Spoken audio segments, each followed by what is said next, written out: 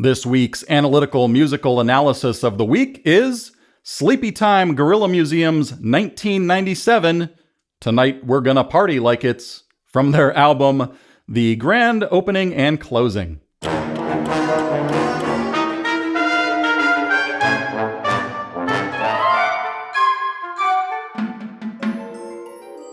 By the way, this is a segment from the Carl King podcast.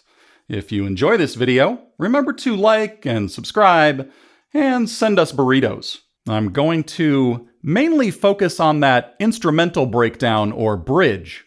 You know, the one where the guitar, bass, and violin are playing a dissonant, ascending chromatic line, accenting a tricky, syncopated rhythm with the drums. And some might be tempted to call this metric modulation, but since there's a steady pulse, and most of this is in 4/4, I would personally not call it that.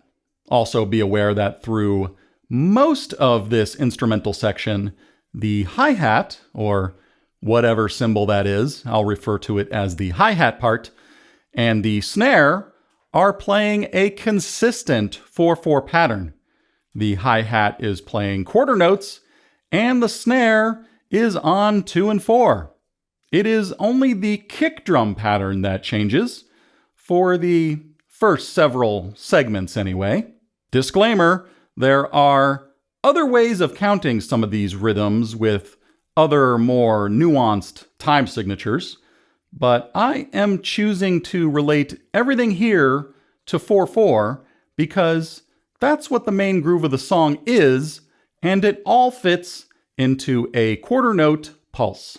I've broken this whole instrumental section into 7 separate segments with their own distinct syncopations, and I think that as we go through this, you will realize that individually, most of these segments are quite simple and straightforward drum beats, but they sound tricky when strung together. And the length of each segment is another element that throws off our ears. And I'd like to thank Linus Abrahamson for his notation assistance because he definitely cleaned up my mess. And with that, and this, here we go. Segment number 1, we are in 4/4 with a swung triplet groove. And this could have been written in 6/8, but instead, we have a measure of 4/4 followed by a measure of 5/4. And it sounds like this.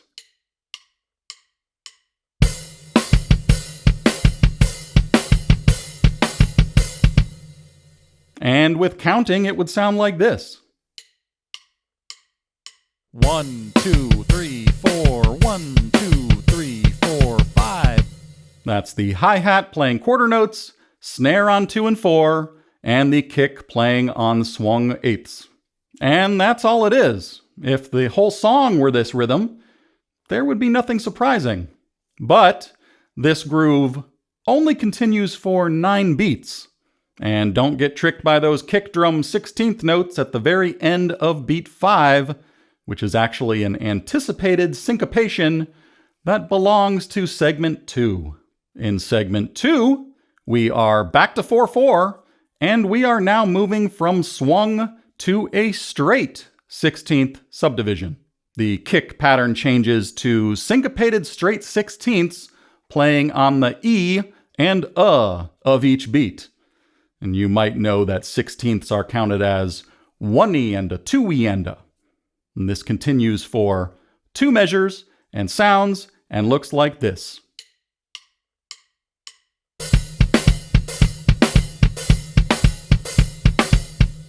And if you were to count it,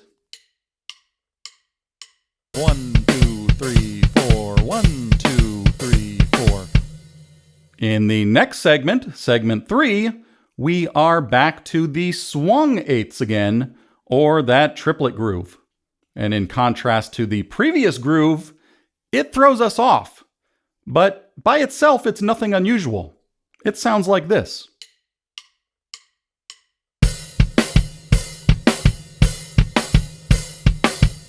And if you were to count it, 1, 2, 3, 4, 1, 2, 3, 4.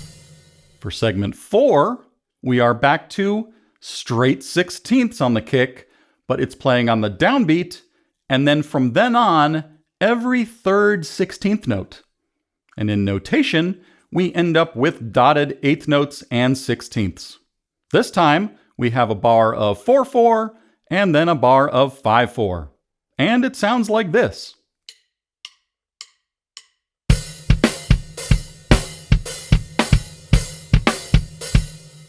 And here it is with counting. 1, 2, 3, 4. 1, 2, 3, 4, 5. So notice that the second bar is extended out to 5/4 to allow for that triplet kick drum groove to land on beat 1 in the following segment. And they seem to be doing this each time they introduce an odd pattern. So we have a total of 9 beats here. For segment 5, this gets a little more tricky. We are back into swung 8ths again, or a triplet groove, but that kick drum is now playing a pattern of 3 swung 8ths followed by an 8th rest, which is conceptually a unit of 4. And that goes for 3 measures of 4/4 and sounds like this.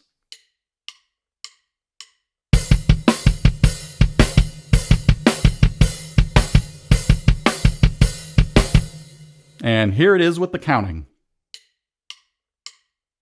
1, 2, 3, 4. 1, 2, 3, 4. 1, 2, 3, 4.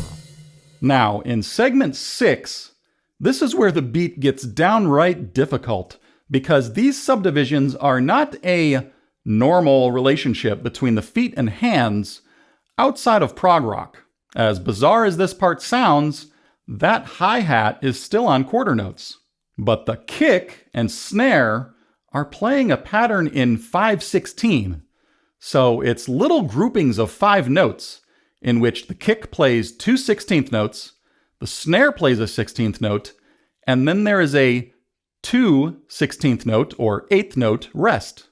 And then the pattern repeats underneath that same 4/4 hi-hat pattern. And this can be very confusing to work out if you're not used to it.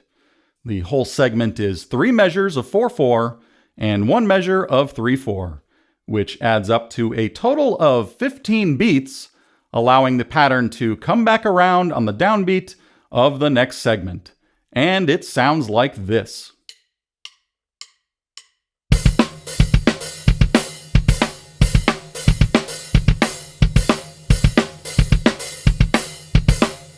And here it is with the counting. 1, 2, 3, 4. 1, 2, 3, 4. 1, 2, 3, 4. 1, 2, 3. Now for our final segment, segment 7, the drums shift into a solid pattern of 5 16th notes, bringing in the toms and some sort of china cymbal, repeated for 2 measures of 4/4. And then it extends another 2 beats, and we have a 2-beat rest before the chorus comes back in. So segment 7 is 3 total measures of 4/4. And you could also measure this pattern out in a time signature like 5/16, but as I said, I prefer to keep everything in 4/4 when possible. And it sounds like this.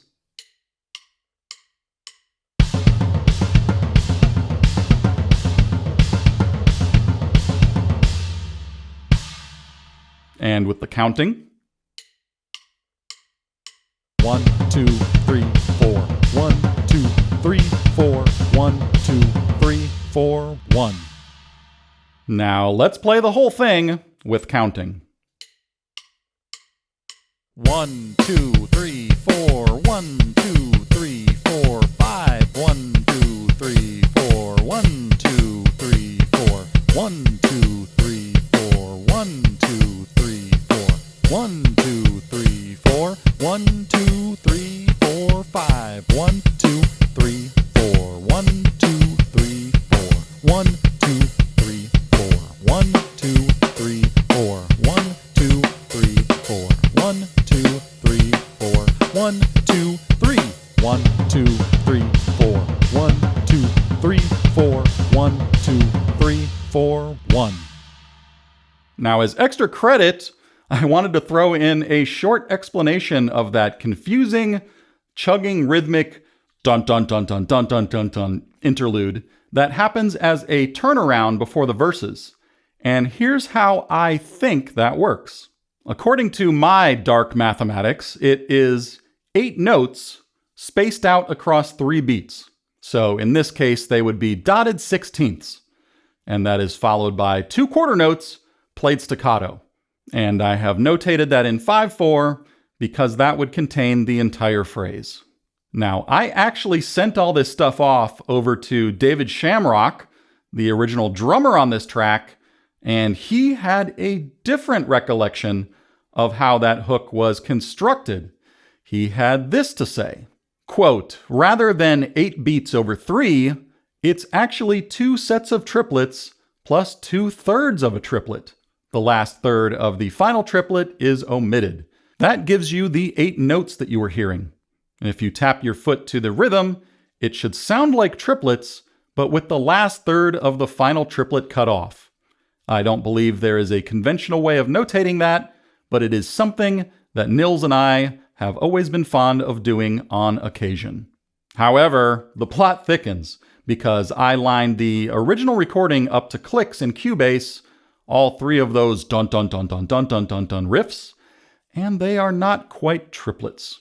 Now, David did say that there maybe have been some pushing and pulling of the tempo, and that their intent was triplets.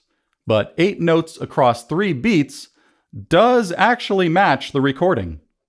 Either way, thank you to David Shamrock for giving me insight into the original compositional intent. And I'd also like to thank Dale Turner for his late night assistance in solving that rhythmic mystery, or not. And remember, I interviewed Free Salamander Exhibit, including Nils Frykdahl and David Shamrock, in episode 12 of this very podcast. So go give that a listening, because I will put a link in the show notes. I always learn a thing or two by analyzing and transcribing a piece of music, even if it's a piece of music that I think I know very well. So if you have not done this before, I recommend you try it. Okay, that's it for this week's Analytical Music Theory Analysis of the Week. If you enjoyed this video, remember to like, subscribe, and send us burritos. And support the creation of more by joining my Patreon for $1 or $5 a month. That's patreon.com/Carl King.